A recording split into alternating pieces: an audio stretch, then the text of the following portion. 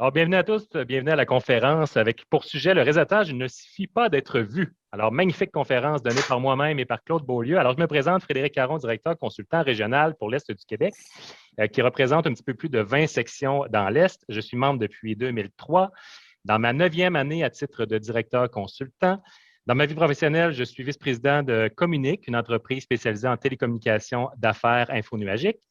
Si je m'implique dans BNI, c'est parce qu'il y a plusieurs raisons, mais j'apprécie voir des membres grandir, de voir des membres débuter, peu importe l'âge qu'ils ont, mais les voir cheminer dans l'organisation BNI.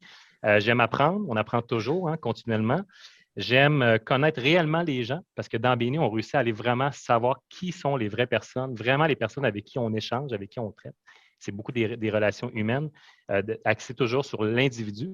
Et finalement, j'aime aider les gens, j'aime leur donner un petit peu des connaissances que j'ai acquises depuis toutes ces années-là. Alors, voilà les raisons pourquoi je m'implique comme directeur. C'est ça pour ma part. Claude, à toi. Je suis Claude Beaulieu, directeur exécutif de BNI Québec. Je supervise grosso modo une cinquantaine de sections, mais je suis là surtout pour aider les directeurs, les ambassadeurs, tous les gens qui gravitent autour là, du staff de BNI, car toute cette belle machine-là ne marche pas tout seul. Alors, voilà, bientôt, on cherche bientôt à être 1000 membres. On va célébrer ça avec tous vous autres sûrement. Et je suis propriétaire dans la vraie vie. Des fois, je me demande c'est quelle la vraie vie, mais bon. Alors, je suis propriétaire de 2 entreprises, Gestion Corbeau et Drago Canada. Et je suis encore plus fier de dire que pour Drago Gestion Corbeau, 100% de ma clientèle vient de BNI. Alors, j'aime aider les gens, j'aime beaucoup travailler avec vous autres. Alors voilà, Claude Beaulieu de BNI comme directeur exécutif. Alors, le but aujourd'hui est simplement de vous parler de qu'est-ce que c'est que le réseautage à l'extérieur de BNI.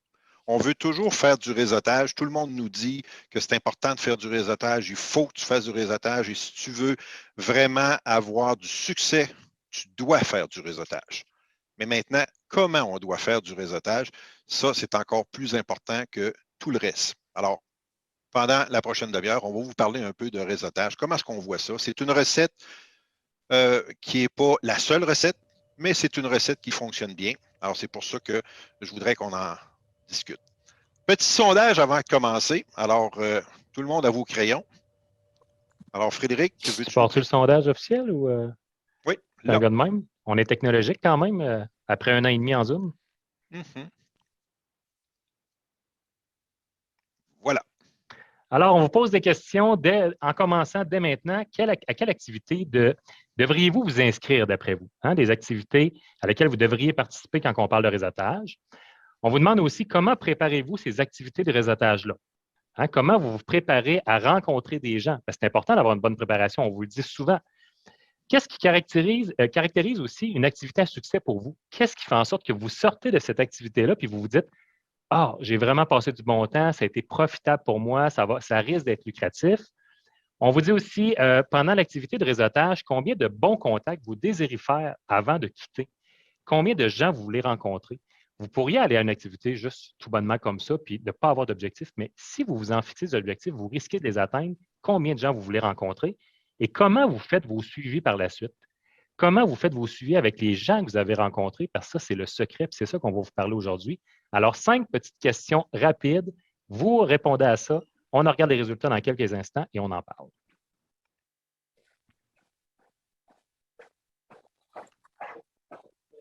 À la date, je n'ai pas de vote, moi. Laisse-nous répondre. C'est long. Non, non, c'est très long, là. On a une demi-heure.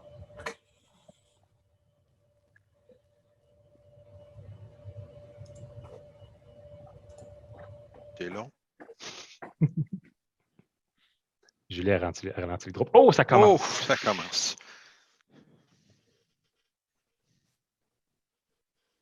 Il n'y a pas de mauvaise réponse, je vous le dis, là. Non. On n'a pas de 30 minutes pour répondre ça, là.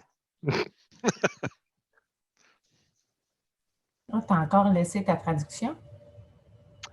Ouais. Claude, Ouais. c'est un addict de ce nouveau feature. On l'a promis. Une promesse est une promesse. Dis toaster, ouais.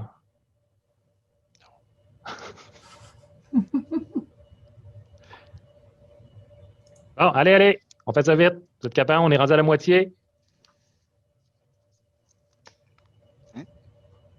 On aurait dû les prendre en note. Je ne me souviens plus de ce que j'ai écrit. Ah, c'est pas grave. C'est pas grave. Ils vont être publiés dans le soleil. Mm. Ou dans le journal. En manque deux. Ça doit être nos deux, ça. On vote pas, nous autres. Non, c'est Samuel. Là, Bon, parfait. OK. Alors, voilà. Fais mon share results. Alors, résultat, quand même intéressant. À quelle activité devriez-vous vous inscrire? En majorité, les activités qui attirent mes clients potentiels. C'est bien. Ensuite, comment préparez-vous vos activités de réseautage? Comment vous vous préparez? Donc, ça veut dire que les gens, je crois qu'ils se préparent. Je cherche à avoir la liste des invités auprès des organisateurs, ce qui me surprend, Claude, comme résultat tout de même. Mais si vous avez été honnête, tant mieux. Je trouve ça bien d'être capable de savoir qui va être là et travailler avec ces données-là. Ensuite, qu'est-ce qui vous caractérise une activité à succès pour vous? En majorité, les gens ont répondu, j'ai eu l'occasion d'expliquer à plusieurs personnes mon service et j'ai donné mes coordonnées. Dans la vie, on a différentes activités de réseautage auxquelles on a tous participé. On voit souvent des chasseurs, hein, des gens qui viennent très rapidement donner leur carte, mais qui ne s'intéressent pas nécessairement à nous. Donc, je trouve ça intéressant de savoir que les gens mettent un emphase important sur à qui vous avez réussi à parler de votre service, puis évidemment à fournir vos coordonnées. Pendant l'activité de réseautage, combien de bons contacts désirez-vous faire avant de quitter? 1 à 3 personnes. Vous auriez pu dire plus de 5, mais 1 à 3 personnes, c'est ce qui est en majorité, a été mentionné. Donc, on vise la qualité avant la quantité, peut-être. On en discute. Et comment vous faites vos suivis? Je confirme que je vais les rappeler dans quelques jours. Ça, c'est la petite phrase. Hein? Hey, on va se recontacter. Hein? On se lâche un coup de fil. On se rappelle. Je t'envoie un courriel. On va voir c'est quoi l'importance de faire des suivis. Donc, merci d'avoir voté. Je trouve ça intéressant comme résultat d'entrée de jeu, Claude. Pardon? C'est une petite faire bon. Il me niaise. On n'est pas dans la même salle pantoute. Hein? Il ne m'envoie pas des regards pendant qu'il me parle. Non, c'est parce que je suis en train de prendre des notes. Next slide. Alors, ce qu'on vous dit, c'est que ça ne suffit pas de juste être vu. C'est important qu'on soit reconnu. Dans le réseautage, là, tout a une importance si on tourne autour de ça. Le fait d'être reconnu par nos pairs, par les gens qu'on va rencontrer, là, ça fait une différence majeure. Tu peux changer de slide, Claude, hein, c'est quand tu veux. On vous dit aussi d'être stratégique. Plus vous allez être stratégique, plus vous allez réfléchir à comment vous devez agir, plus vous avez planifié votre rencontre, votre réseautage, plus vous allez avoir des succès aussi. Vous allez avoir des tirs au but, puis vous allez avoir des résultats grâce à ces tirs au but-là. Donc, ça ne sert pas, ça ne sert à rien de dépenser votre temps n'importe où, dans n'importe quel type d'activité. Soyez sélectif, choisissez ce qui vous concerne, ce qui vous rapproche de votre clientèle, ce qui fait en sorte que vous allez pouvoir avoir un gain à la fin, d'avoir un retour sur l'investissement de temps et d'énergie que vous avez mis. Donc, plus vous allez être capable de mieux cibler vos activités, puis de ne pas vous tirer partout, puis de dire oui à tout, plus ça va être profitable pour vous, puis vous allez avoir des meilleurs résultats, des résultats plus concrets. Le réseautage, est-ce un processus à long terme? Beaucoup de personnes vont à une activité de réseautage et se préparent. On l'a vu avec les questions, certains se préparent. Et après, qu'est-ce qui se passe? Souvent, il ne se passe plus grand-chose. Et les gens se disent, je suis allé à du réseautage, donne, c'est fait, puis on passe à d'autres choses. Maintenant, une activité de réseautage doit nécessairement être une récolte d'informations. Simplement une récolte d'informations. Et c'est avec cette récolte d'informations-là qu'on va pouvoir vraiment commencer à travailler.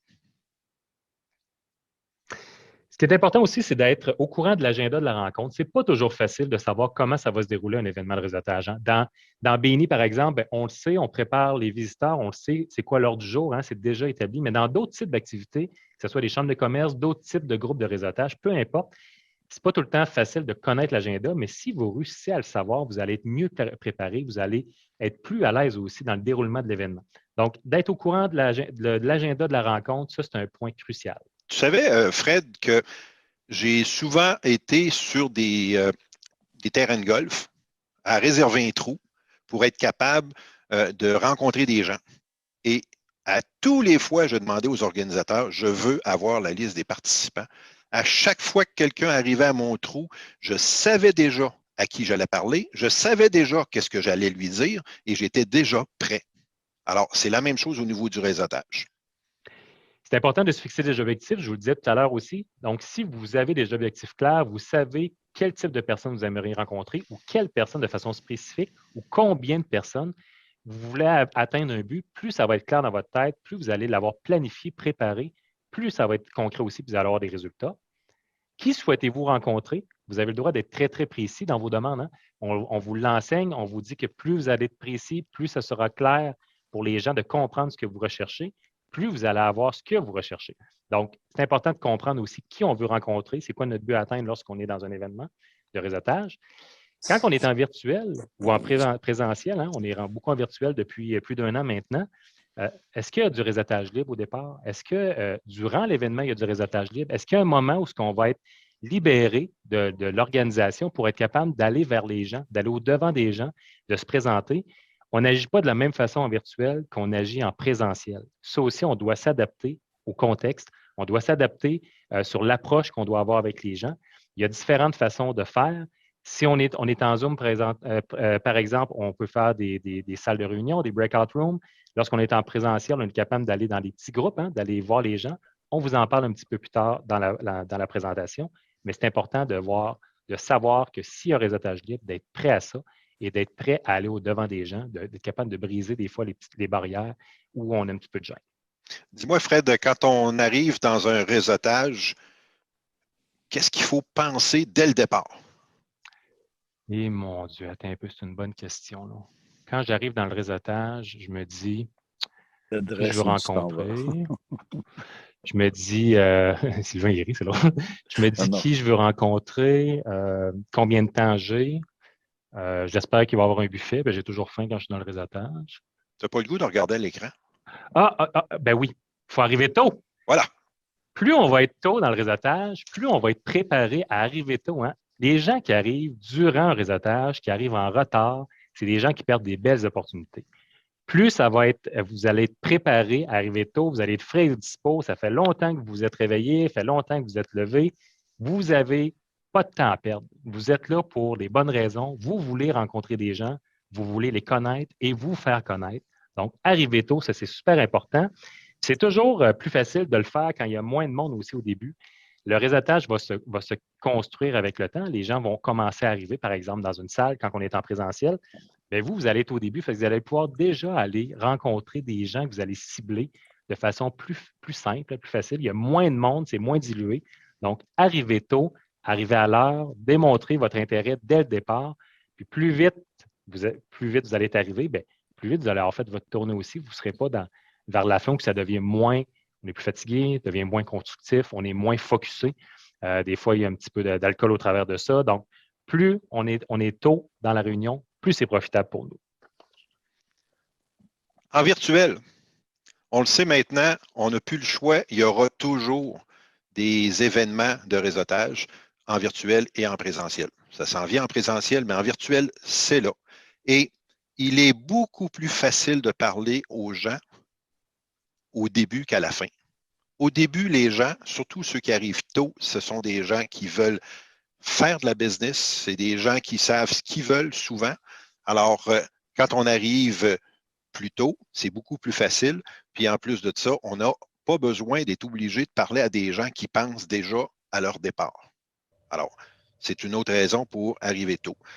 Ça vous permet aussi, parce qu'il n'y a pas beaucoup de monde sur l'écran, ça vous permet de parler à l'organisateur et lui demander « Hey, est-ce qu'il y a des breakouts? Puis s'il y a des breakout rooms, est-ce que tu peux tout de suite me transférer avec Sylvain Leblanc? J'ai le goût de lui parler. » Alors, il y a déjà des possibilités que vous pouvez avoir que si on est rendu 20, 30 personnes dans l'écran, c'est à peu près plus possible. Alors, ensuite, dites-vous une chose pour ceux qui veulent faire du réseautage, mais ils ne savent pas s'ils s'en vont dans un breakout, avoir un one-to-one personnel avec quelqu'un. Dites-vous une chose, vous êtes toujours mieux de rencontrer n'importe qui que de rencontrer personne. C'est toujours mieux. Vous ne savez pas où une rencontre va pouvoir vous amener.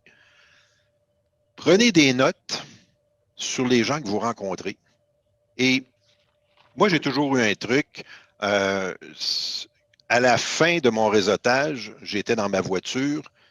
Là, on parle présentiel, mais vous pouvez le faire après votre rencontre virtuelle. Et prenez des notes après votre rencontre. Le réseautage est terminé. Vous prenez un crayon, un papier ou votre ordinateur, puis prenez des notes justement pour être capable d'aller un petit peu plus loin. Préparez-vous des dossiers sur les gens que vous voulez rencontrer. Et pourquoi ne pas te servir d'un un gestionnaire de projet? En présentiel, il se passe quoi? En présentiel, on vous recommande de garder un œil sur les organisateurs, les gens qui sont les leaders de l'événement. Gardez un œil à ça, à ces gens-là. Vous pouvez aller au-devant d'eux aussi, vous pouvez leur parler. Puis gardez à l'œil des gens qui arrivent dans la salle. Vous allez pouvoir spotter les gens qui vous intéressent peut-être ou les gens qui ont l'air d'attirer d'autres personnes aussi. Allez chercher des informations. Plus vous allez savoir comment ça se déroule, plus vous allez savoir qui est dans la salle puis qui est attendu, plus vous allez être capable d'avoir des informations cruciales aussi pour votre réseautage. Dites-vous que les leaders, ils sont faciles à retrouver, ils sont faciles à voir. Les gens qui ont l'air d'en connaître beaucoup d'autres personnes, qui ont l'air d'attirer les gens. Tu sais, il y a des gens qui sont plus avenants aussi, qui sont plus sociables, qui ont une plus grande facilité à aller au-devant des autres. Donc, regardez ces gens-là, les gens qui sont stratégiques, qui sont faciles à remarquer. Et des gens stratégiques, ça ne veut pas dire encore là des chasseurs, ça veut dire des gens qui ont déjà une vision de savoir comment agir en réseautage, qui savent qu'est-ce qu'ils viennent chercher, qu'est-ce qu'ils viennent donner aussi. Donc, gardez ça à l'œil. Ces deux catégories de gens-là, ils vont vous guider à savoir où vous devriez aller. Peut-être que ces catégories d'affaires-là vont vous amener de la business, puis peut-être que non. On ne le sait pas. Mais au moins, vous prenez la chance d'aller au-devant de ces gens-là. Puis si vous faites contact avec eux, bien, tant mieux. Si vous pensez que vous avez un intérêt. Puis si jamais vous pensez qu'il n'y en a pas d'intérêt à parler de ces gens-là, peut-être que ce sont ces personnes-là qui vont en attirer d'autres qui vous intéressent. On ne sait jamais qui on va rencontrer. On ne sait jamais de qui on va recevoir la recommandation de rêve dans notre vie. Alors, c'est à vous de juger de la pertinence, c'est à vous de voir comment vous voulez investir votre temps. Puis, peut-être que vous allez pouvoir faire des rencontres ultérieurement par la suite avec ça. Ces deux catégories-là de gens sont des créateurs de cercles de conversation. Retenez ce mot-là, le cercle de conversation pendant les rencontres. Des gens avec qui on va interagir. Ne restez pas inutilement toujours dans le même cercle. Promenez-vous. Il ne faut pas tomber dans le piège d'arriver dans un cercle durant le début de la soirée, par exemple, ou de l'événement, puis de demeurer tout au long de la rencontre avec les mêmes personnes. Vous devez aller aussi dans d'autres cercles. Soyez à l'aise de briser un petit peu la barrière pour les intégrer, ces cercles-là. Allez voir d'autres gens, puis allez pas vers les gens seuls. On les garde pour plus tard, ces gens-là. Allez vers les groupes d'individus. Allez vers ces gens-là. Osez entrer dans les autres cercles. Osez là, vous intégrer de façon cordiale, mais dire, j'arrive dans un cercle, hey, bonjour, comment ça va? Je m'en venais vous voir. Il y avait une petite place pour moi. Tu sais, il y a une façon d'être amical puis d'aller parler avec des gens. Puis servez-vous aussi de l'enregistrement vocal sur votre téléphone. Si vous voulez prendre des notes, là, souvent dans les réunions, ça va vite. Là. Pourquoi ne pas prendre tout de suite sur le fait des notes de quelque chose qui a été dit? Vous pouvez le prendre par écrit, vous pouvez le prendre vocalement aussi. Mais plus vous allez accumuler d'informations, plus vous allez être capable de vous en servir de ces informations-là par la suite. Après la rencontre, c'est fini? On arrête ça là? Terminé. C'était ça. Eh bien non. Après la rencontre, on doit faire une synthèse de cette rencontre-là. C'est là où le travail commence. C'est là où on doit commencer à penser stratégie. Alors, j'ai rencontré des gens, j'ai pris des noms, j'ai pris 3, 4 noms. J'ai toujours pensé, moi, qu'après 4 noms, 4 bons contacts, c'est le temps de partir, c'est le temps de s'occuper de notre famille, c'est le temps de revenir à la maison ou encore c'est le temps de passer à autre chose. Et c'est le temps aussi de commencer à être stratégique. Qui j'ai rencontré? Quelles sont les meilleures personnes que j'ai rencontrées? Puis les gens que je pense qui peut être vraiment efficaces pour une croissance de la business entre nous deux. Alors, c'est toujours important de faire cette synthèse-là. On est capable rapidement, avec 3, 4, 5 contacts, de définir lequel qui est prioritaire et lequel qui l'est un peu moins.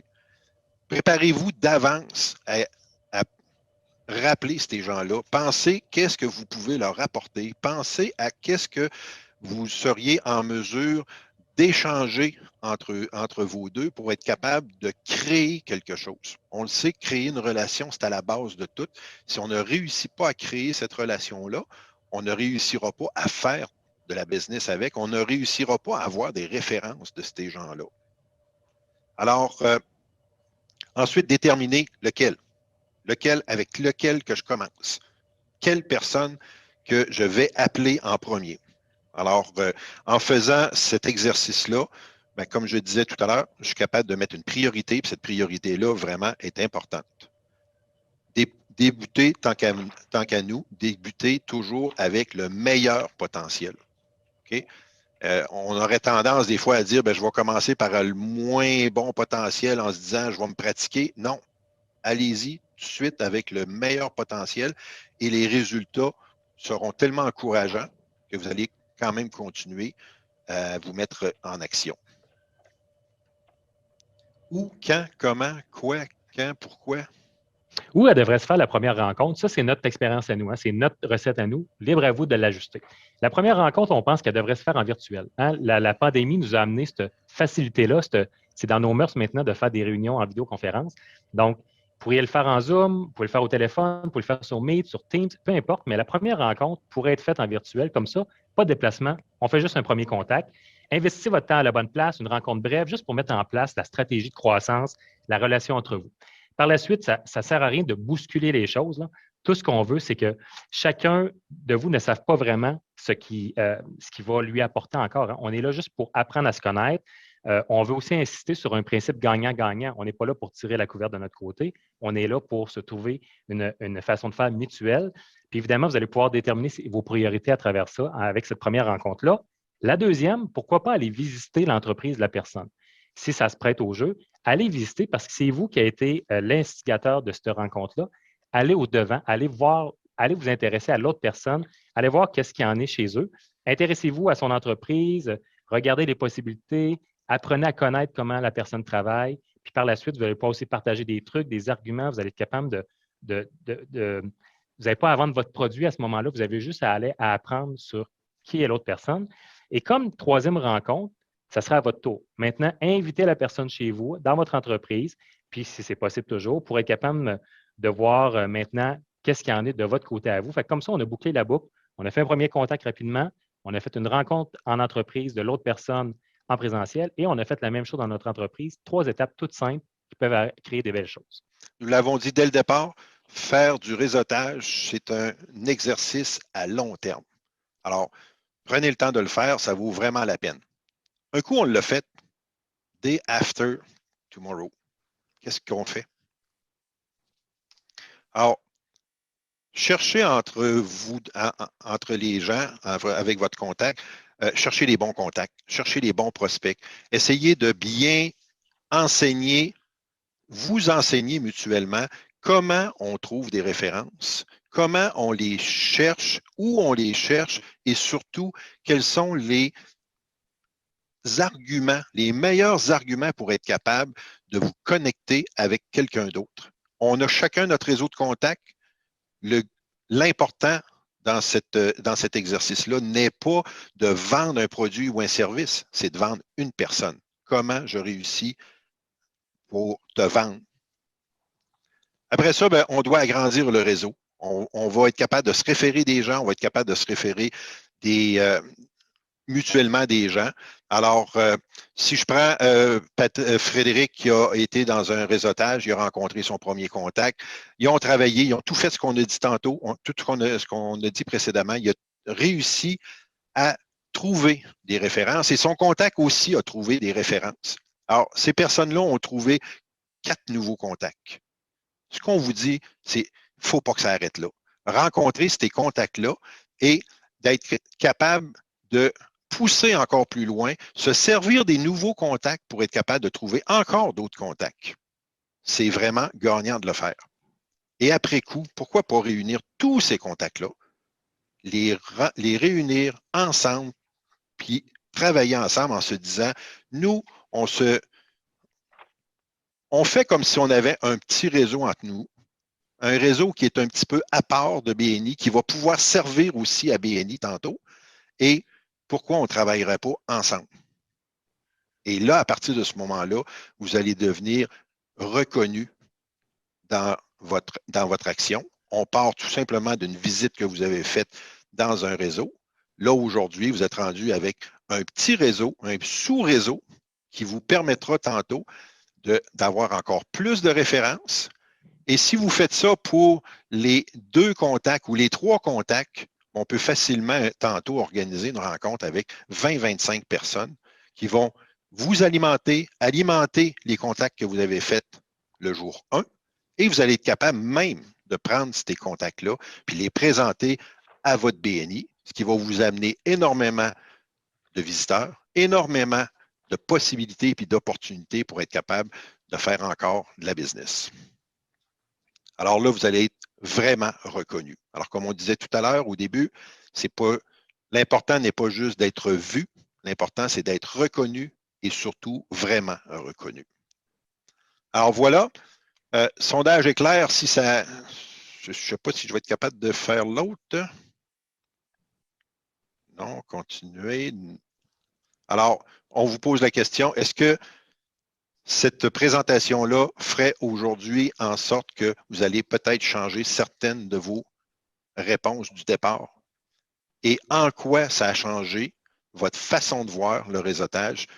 Est-ce que votre préparation va être meilleure ou est-ce que le réseautage pur, quand vous allez le faire, va être meilleur? Est-ce que votre suivi va être meilleur?